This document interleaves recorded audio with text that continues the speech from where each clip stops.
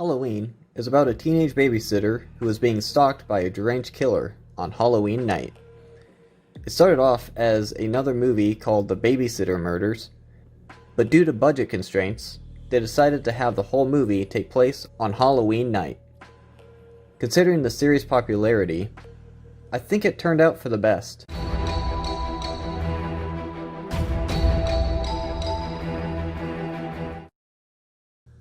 It opens with 2.5 minutes of opening credits.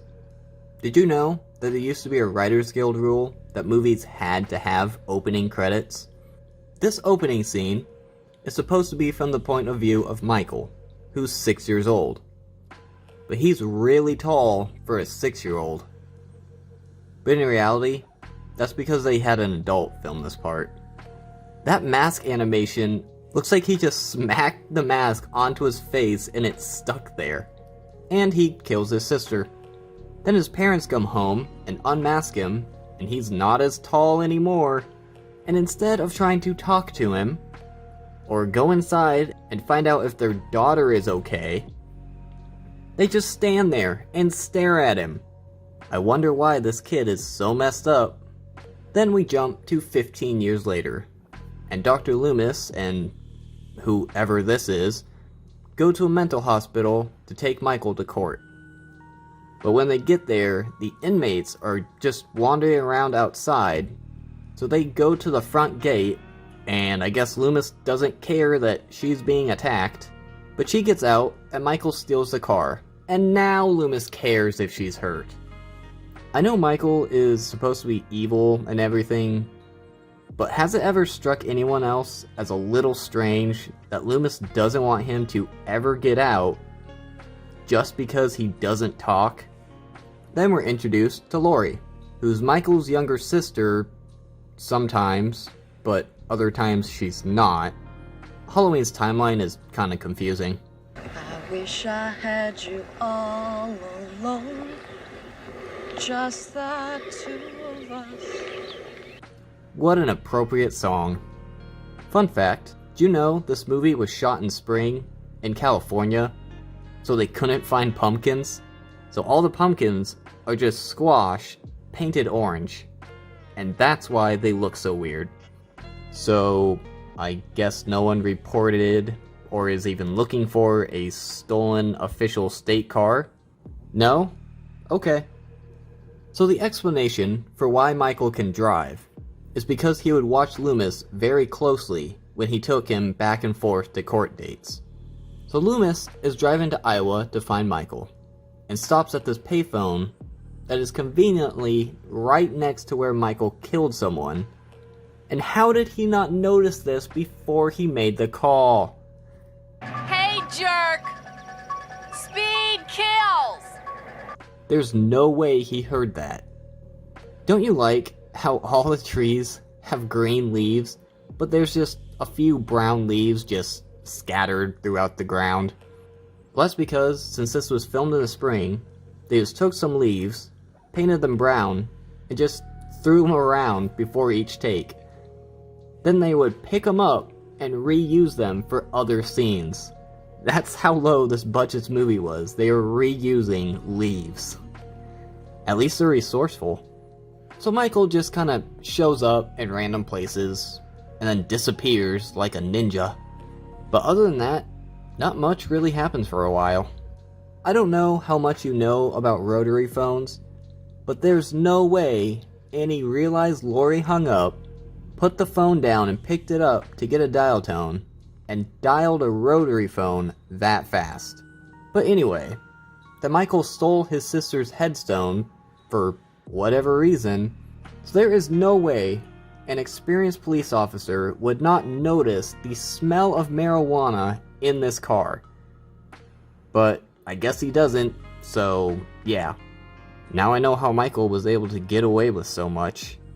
Loomis decides to camp out at the Myers house, since Michael has been there. Later on, Annie locks herself in the laundry room, and Paul calls, and Lindsay just hangs up on him. Like, this scene is really useless for the movie, but I just thought it was funny.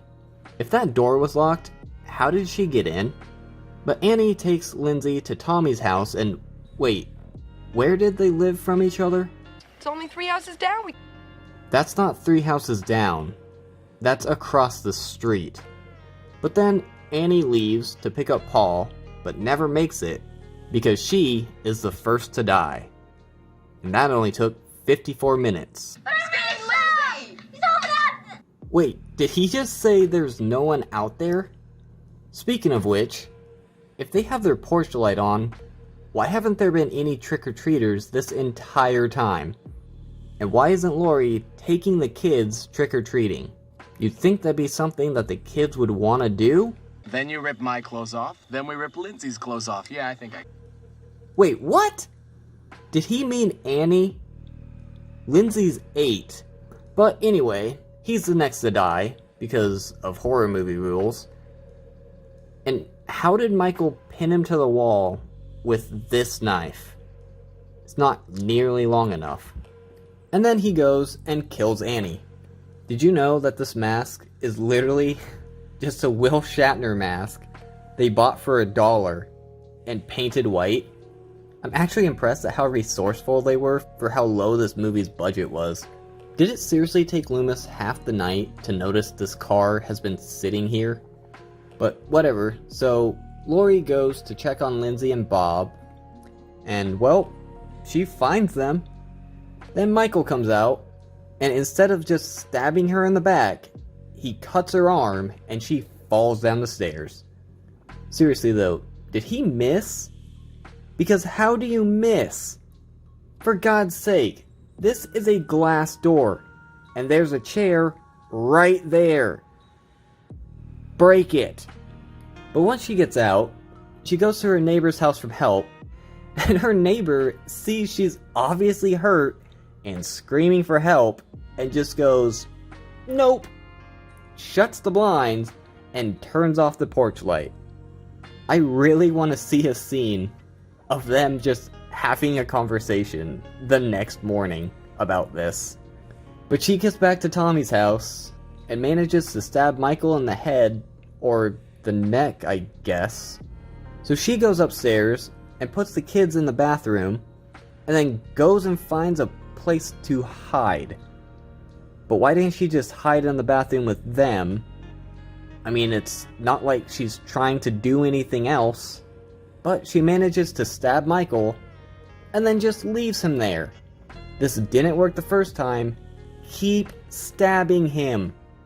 But when she thinks he's dead, she sends the kids off to call the cops. But why doesn't she go with them? There's literally no reason for her to stay in this house. I'm starting to think she's just not very smart. So since she's dumb and stayed, Michael attacks her again, and Loomis shoots him 6 times. And he falls out of a 2nd-story window, so he's dead. And he's gone. This movie holds up pretty well for how old it is. It has some cheesy special effects and is a lot slower than slasher movies today, but it was considered one of the best horror movies of its time. It has one of the most iconic scores in it, and it really was a launching point for Jamie Lee Curtis's career. It's a classic horror film, and I still enjoy it. Don't forget to do the YouTube stuff, and thanks for watching.